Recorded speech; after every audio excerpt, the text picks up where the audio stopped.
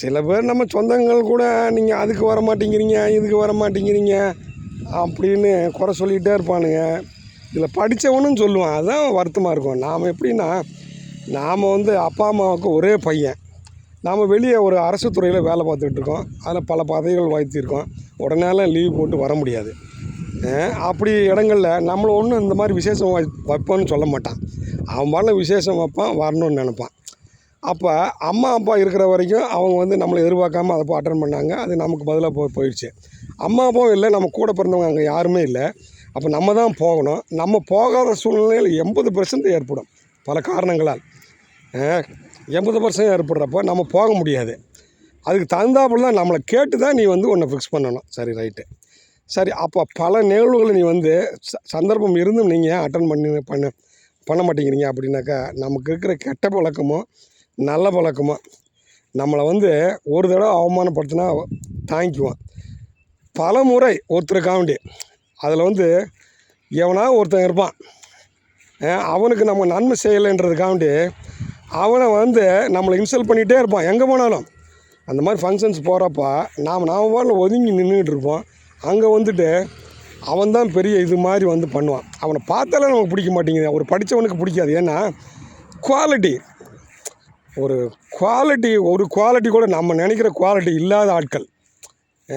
Quality control ஒரு பண விஷயத்துலையோ, ஒரு பெண் விஷயத்துலையோ, ஒரு சொத்து விஷயத்துலையோ எதுலேயுமே குவாலிட்டி இல்லாத ஆள் நான் பெரிய ஆள் அப்படின்னு சொல்லி சில கூட்டங்கள் அவங்கள சப்போர்ட் பண்ணிவிட்டு நம்ம முன்னாடி நிற்கிறப்போ அவங்கள பார்த்தாலே வெறுப்பாக இருக்கும். அதனால தான் முக்கியமாக அந்த ஆட்கள் பெரும்பாலும் வருகிற இடங்களுக்கு நாம் போகக்கூடாது.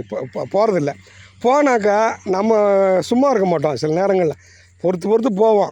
ஏன்னா பர்பஸாகவே நம்மளை இரிட்டேட் பண்ணணுன்னு பார்ப்போம். கிராமத்தில் உள்ளவன் நம்மளை அசிங்கப்படுத்தணுன்ட்டு ஏதாவது ஒன்று செஞ்சுக்கிட்டே இருப்பானுங்க. அப்போ அந்த சின்ன பிள்ளை பசங்களை ஏவி விடுறது, அவங்களோட பசங்களை. அவங்களுக்குலாம் என்ன தெரியும் நம்ம வாழ்க்கையின் வரலாறு? அவங்க நம்ம கூட சண்டை போடுற மாதிரி நம்மளை ஏற்பாடு பண்ணி வைப்பானுங்க. அவங்க நினைக்கிறது நம்ம வரக்கூடாது, பகை உண்டாகும்னு நினைப்பானுங்க. ஆனால் வந்துட்டோம்னா இந்த மாதிரி இரிட்டேட் பண்ணுவானுங்க. நம்ம எதாவது சொல்கிறப்போ அங்கே பெரிய பிரச்சனைகள் வரும். அதனால தான் நிறையா விசேஷங்கள்லாம் அவாய்ட் பண்ணுறது. இப்போ ஏன்னா இது தெரியும் நாம் ஏன் வரமாட்டேங்கிறோம் அப்படின்னு. நான் என்னென்ன படித்து நீ டவுனுக்குள்ளே இருக்குல்ல, உனக்கு கண்டிப்பாக தெரியும் ஏன் இவர் வரமாட்டேங்கிறாரு நம்ம விசேஷங்களுக்கு அப்படின்ட்டு.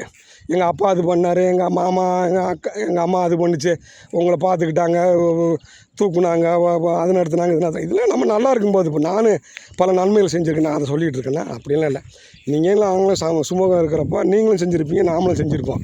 அது நல்லா தான் போயிட்டு இருந்தது. பிரச்சனை வர்றப்போ நீங்கள் அதை சரி கட்டணும்ல. சரி கட்டாமல் அவங்க தலையில் அவங்க தான் பண்ணுறது, அவங்க தான் தப்பு. இத்தனைக்கும் இந்த குடும்பங்களில் நடக்கிற பிரச்சனைகளுக்கு முக்கியமான காரணங்கள் அவங்க. நான் தான் குவாலிட்டி இல்லாத ஆட்கள்ன்றேன். அப்புறம் எப்படி வர முடியும்? அதனால் வராமல் அவாய்ட் பண்ணுறது. அதனால் மொத்தத்துலேயே அவங்க என்ன பண்ணுறது, அவர் வரமாட்டார், போக மாட்டார். இப்போ ரீசெண்டாக கல்யாண இது கூட வைக்கிறப்போ அவர் இந்த விசேஷங்களுக்கு எதுக்கும் வரமாட்டார்.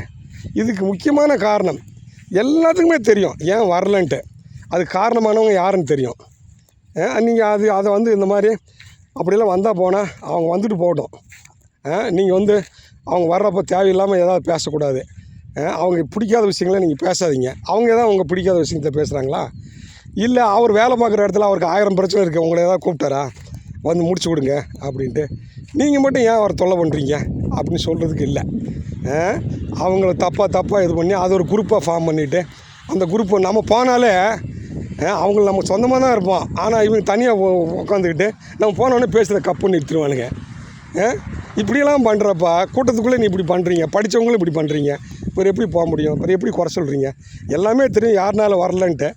அப்புறம் அது எதுக்கு மூடி மறைக்கிறீங்க? நமக்கு என்ன, நீங்கள் மூடி மறைப்பீங்க, நம்ம டபார்னு போட்டு தேங்காய் உடச்ச மாதிரி உடச்சி விட்ருவோம்.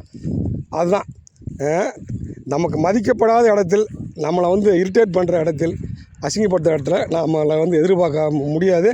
நான் நேரடியாக சொல்கிறேன், வரமாட்டேன்.